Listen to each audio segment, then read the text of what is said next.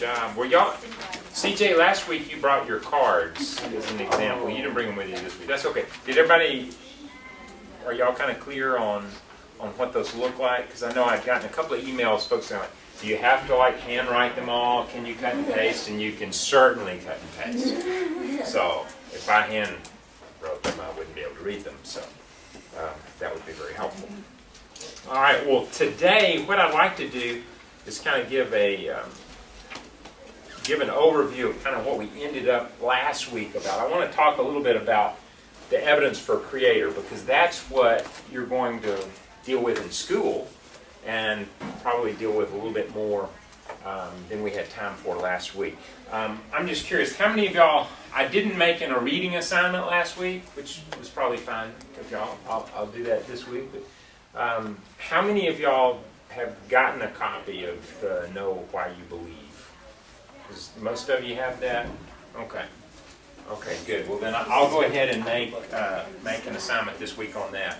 I'm just trying to pace it out and not like overburden you. Our goal, though, is to get the assignments done as far as the cards somewhere around the start of the competition.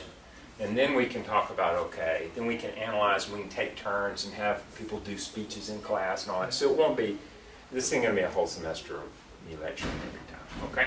Still really good. But it's important that we kind of give the overview. So that's what I want to do. And I'll share with you a couple of great books that I've read lately. This, if I had to recommend just kind of an additional book to buy, other than Know Why You Believe, I would probably recommend this one for Apologetics. What's so great about Christianity? It's outstanding. Also, The Reason for God by Timothy Keller is also very, very good. So I'm going to mention both of those, quote from them, read from them, whatever, a little bit today. All right. Well, let's jump right into it. The evidence for Creator. I want to go back and touch on that. Then we're going to cover basically the fall of man and man's sinful nature and depravity and all those kind of fun things, okay? Which really isn't as much material as we had to cover last week. So I felt like we kind of shortchanged this one. And this is one that you just get hit with so often. You watch anything on television. You watch, like Oprah Winfrey did, what's the name of that? Science or Life. Didn't y'all see that series? It's called Life, I think. Isn't that the name of it, Emily? Yeah, Life. It's almost like every episode, incredible photography. I mean, unbelievable photography. But almost every single episode, they put in there some evolutionary, moment brought to you by the makers. Every 30 seconds. Yeah. As man evolved... They've developed this or has learned to grow taller. Right. Yeah, that plant has a nice big brain. Right. So you're just... What I'm saying is in our culture, you're just confronted with that. You go to Disney World, you go to Epcot, you watch pretty much any science program, and you get taught this evolutionary theory that is generally taught from a godless perspective.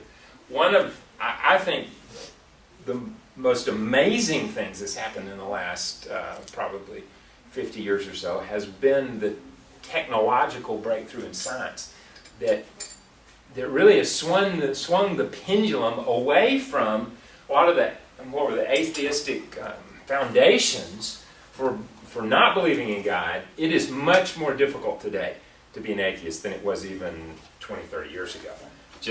And I want to talk about that a little bit. So I mentioned some things last week. If you have your notes, I think this was topic number 8 in your notebook. But I want to begin with a couple of things I didn't touch on last week. An anthropological evidence. Now, that's not specifically going to be in your notes, but what that refers to is how do you explain, if somebody asks you, so what's the evidence for the existence of God? One point you can make, it's a minor point, is the fact that in every culture in the history of mankind, there has been a belief in God. Every culture, anywhere, ever recorded, and is recorded today, every single culture, there is a belief in God. Okay? Where did that come from? I mean, that is kind of one of those questions. It's one of those C.S. Lewis kind of questions, but Ecclesiastes 3:11 says that He's made everything beautiful in His time. He has set eternity in the hearts of men. second thing to look at, we mentioned briefly last week, was the cosmological evidence for the existence of God. I like to refer to it as the law of cause and effect. In other words, for every effect that you have, there must be a prior cause.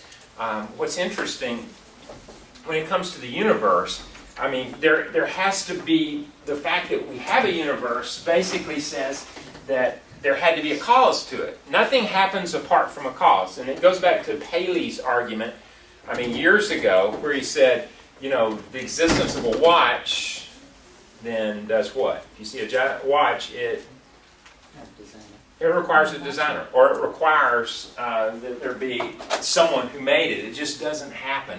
Now, what's interesting scientifically, in 1915, with Einstein's theory of relativity, you basically had the foundational scientific premise to support creation. In that what Einstein discovered was that the universe was, in fact, not static, but was expanding. And so if you have an expanding universe, then you can take it back to a point when it wasn't expanding, okay? That led to really the development of the Big Bang Theory. Matter of fact, you probably all know the name Edwin Hubble. Remember Edwin Hubble, the Hubble telescope? Well, he discovered something that's known as the Hubble discovery, which is also known as the red shift in 1920, where basically what he discovered was those stars and galaxies that are further away from us tend to have kind of a reddish hue to them. And what they discovered was the further away from our galaxy you get, the galaxies that are beyond ours are actually moving away from us in an accelerated pace. In other words, he took Einstein's theory of relativity, built on that with observation through astronomy, and said, oh my goodness, so those planets and those stars that are furthest from us are moving faster than those that are closest away from us. So if you just think about logically, and they're moving away, then what caused them to move away? There had to be a point at which they were together and something propelled them apart, okay? So how do you explain that? Well, Scripture begins by saying, in the beginning, God created. And so what's amazing about that is as astronomers have looked at this, they've recognized that there had to be a beginning. And that just throws everybody for a loop, because they don't really know how to deal with it. Stephen Hawking, here's a quote from him. He says, almost everyone now believes that the universe and time itself, we mentioned this last week, that time requires matter and requires space, but time itself had a beginning at the Big Bang. That's where the overwhelming scientific evidence points. So, you know, prior to basically the 1920s, there was this belief that the universe just kind of existed and that it was static. Matter of fact, Walker and I visited with a group of atheists, the Frisco Atheist Club. They invited us to come. They have that. They have that, really. They meet over at Two Brothers Grill once a month, and they just kind of philosophize and talk about life and stuff. But the one thing they have in common is they don't believe in God. So we kind of, you know, we had an interesting dialogue with them. But you remember that conversation, Walker? One of the things that we asked the guy, I don't remember his name, but he was from Baylor, how do you explain, you know, the universe? How do you explain that we're here? Is he said, well, matter in the universe is eternal. It's always existed. Well, you know, Stephen Hawking, I mean, any astronomer with any credibility today would go, no, it's not always existed. There was a point where this universe did not exist. Now, he could have said that prior to 1920 and been at least had an argument. But he didn't really have an argument today. But anyway, but that's still out there. And you talk to some people and say, well, it's just, I don't know, it's eternal. It's always been there. No, it hasn't always been there. And astronomy points to the fact that it hadn't always been there. There had a point in which time began and in which matter in this universe came into existence. So if something caused that, or there was something before that, it had to be supernatural by its very nature.